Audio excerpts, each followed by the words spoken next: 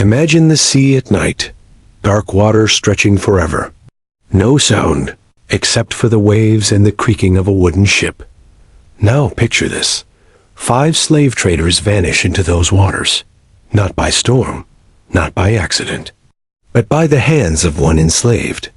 Man, how could a single man chained, watched, and beaten turn the ocean itself into a grave for his captors? What kind of courage or desperation could drive him to such an act? This is not a story of fantasy. It is not a legend whispered in shadows. It is history. A story that speaks of cunning, defiance, and the unbreakable will of the human spirit.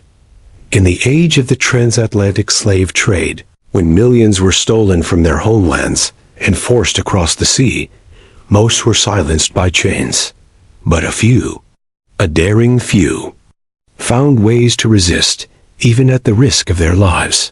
Tonight, we step into the life of one such man.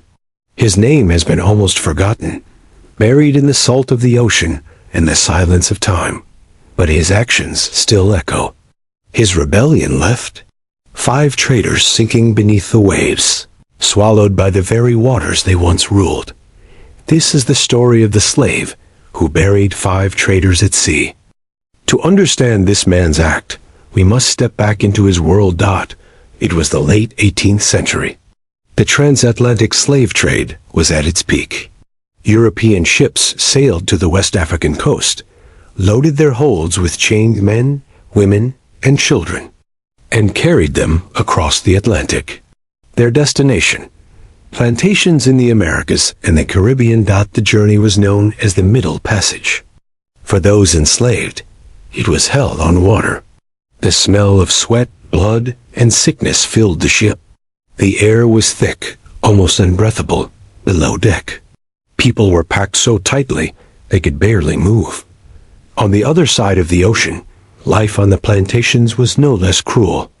Dawn to dusk, enslaved people bent under the sun, cutting cane, picking cotton, hauling tobacco. Whips cracked. Overseers shouted. Every breath of freedom was stolen.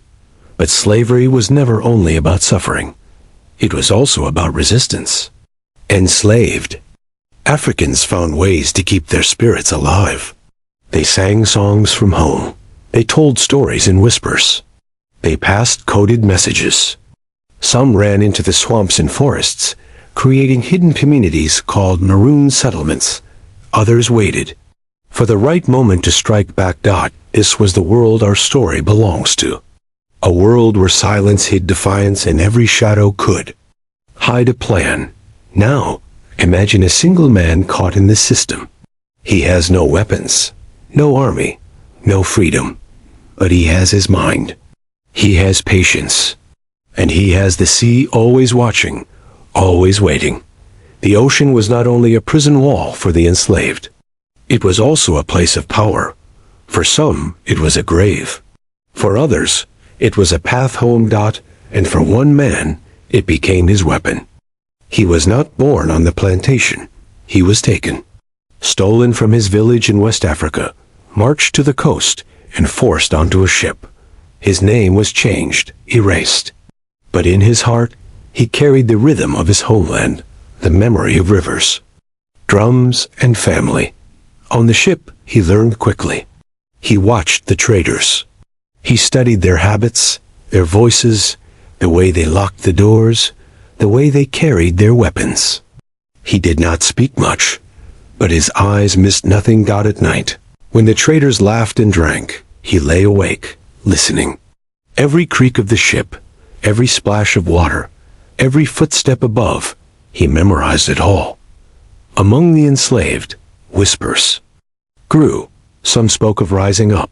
Some prayed for storms to sink the ship. Some only wept. But this man, he was silent. He knew that anger alone would not free them. He needed something more. He needed cunning. One night, an old man chained beside him spoke in a broken whisper. They think we are weak. But the sea belongs to us too. The words struck him like lightning. The sea, yes, the traders thought they ruled it, But they were only men who could slip, stumble, drown. The enslaved man began to plan. He studied not just the traders, but the ocean itself. He noticed where the ship dipped when waves grew high, where the ropes were loose, where the shadows hid. He watched how many traders stood guard at night, and when they grew careless, he was patient. He pretended to obey. He bowed his head. He endured the blows. All the while, his mind was shaping a plan sharper than any blade. Then came the first. Chance. A trader leaned too close, mocking him, holding a tin cup of water just out of reach. The enslaved man looked up not with anger, but with calm. He waited. The trader's foot slipped on the wet deck. In one swift motion, the man's shoulder surged forward, knocking him off balance. The trader's cry was swallowed by the sea. Others thought it was an accident. They laughed. They cursed the clumsy man. No one suspected. But the enslaved man knew.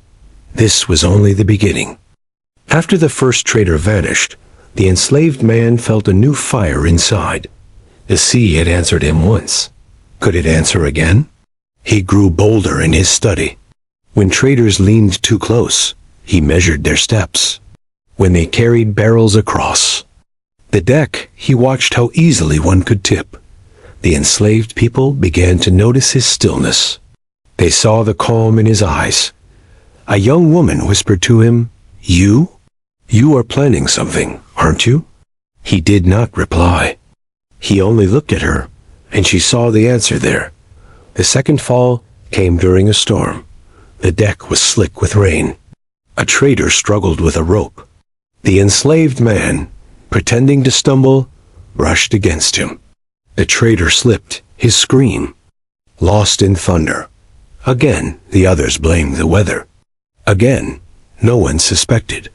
But whispers began among the enslaved.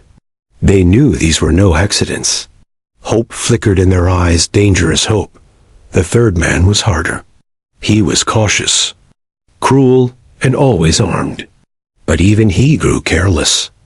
One night, after drinking too much rum, he swaggered near the rail. The enslaved man timed it perfectly. A sudden lurch of the ship, a subtle push of the shoulder, and the ocean claimed him to dot. Now fear spread among the traders. 3 men gone. Too many accidents. They began to suspect. They shouted. They searched. But they did not know whom to blame. The enslaved man kept his head low, but inside, his heart thundered. Each fall was a victory. Each splash in the sea was a chain-breaking. 2 remained, stronger, more cautious. They carried whips and pistols, never leaving each other's side. The enslaved man knew this would be the hardest. But he also knew the sea was patient, and so was he. It happened on a moonless night that the ship rocked gently. Most were asleep. The 2 remaining traders stood on deck, talking in low voices. The enslaved man lay still, his eyes open, his heart steady. He had studied them for weeks. He knew their rhythm. One always leaned on the rail. The other always paced, circling like a guard dog. He waited, listened. The pacing footsteps drew closer. Then farther. Then closer again. When the moment came, he moved like water. Quick, silent. He rose and lunged. His chains clinked, but the sea roared louder. He slammed into the man by the rail. The trader's pistol fired once into the air before. He tumbled backward into the black water. The last trader spun, eyes wide. He saw only shadows and chaos. In his panic, he fired into the dark. The shot sparked, the smoke curled, and he stepped back too far. His heel slipped on the wet deck. He reached out, but there was nothing to hold. The ocean opened its arms. Silence fell. 5 men gone. 5 traders swallowed by the deep. The enslaved man stood, chest heaving, salt wind on his face. Around him, the others stirred, eyes wide with awe. Some wept silently. Some smiled for the first time in months.